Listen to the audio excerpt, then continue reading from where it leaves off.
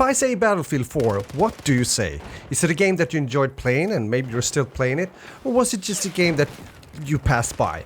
Let me know in the comments. Hi, this is Splish, and today I thought we'd go back and play some Battlefield 4 in order to see how it's doing in 2023 and if it's still worth playing. I started my Battlefield gaming back in Bad Company 2. It was also there I started to play more as a sniper in FPS games overall. I really liked Bad Company 2, and along with other players I was hoping for a kind of sequel for a long time, but unfortunately that didn't happen. Instead we got Battlefield 3, which was quite a leap forward in many ways in the series, both when it comes to the updated or new graphics engine, but we could also at launch explore 29 massive multiplayer maps and use loads of vehicles, weapons and gadgets. I enjoyed playing Battlefield 3 as well, but it never got my attention as much as Bad Company got years before.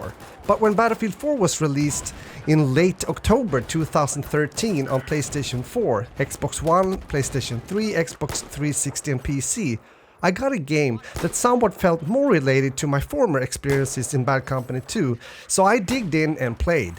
Around this point, it felt as if DICE and the Battlefield series was on the top of a mountain, meaning reaching a peak both when it comes to good and interesting game design, but also a huge popularity among players. Sure, I enjoyed playing Battlefield 1 quite some as well, especially as a sniper, but around this time when Battlefield 4 was released, everything was going well for DICE and the series as a whole. Sure, there was problems at launch as with many other games, bugs, glitches and netcode issues. But DICE worked this out, although it took nearly a year before the game reached a higher standard, something that we can enjoy today alongside with post-launch content such as DLCs.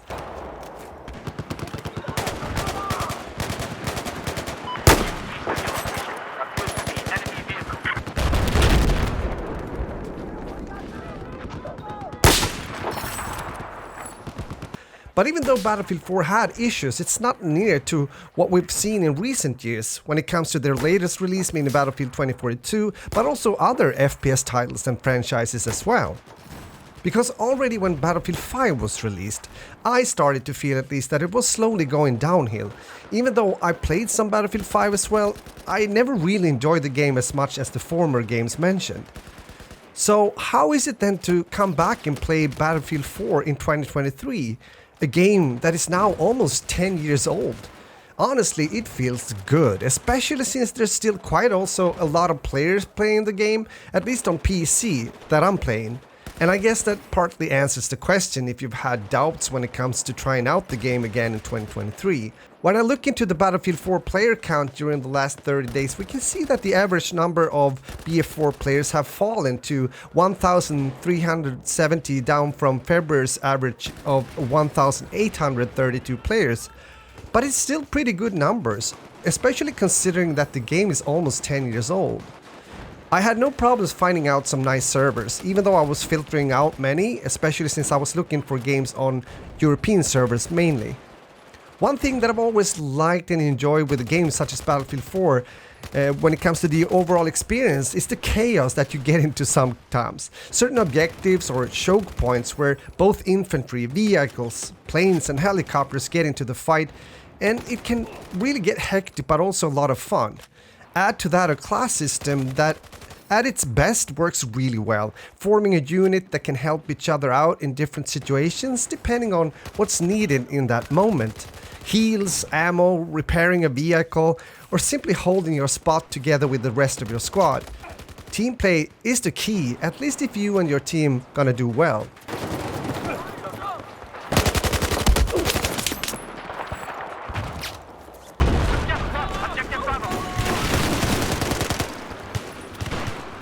The ways to take, for example, an objective is almost endless in the game. Parachuting from a jet almost kamikaze style, or come in with a tank straight into a flag point.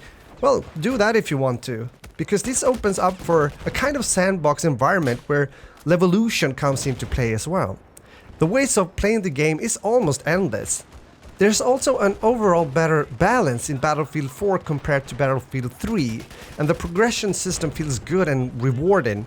Of course, there's still things to get annoyed about, such as waiting long, looking at the loading screen, the time it takes to spawn into the game again, especially in game modes such as TDM and Domination or Gun Game, where it felt as if DICE wanted to mimic a shooter such as Call of Duty a bit. Since there's still quite many people playing Battlefield 4 also in 2023, I can definitely still recommend this game and experience.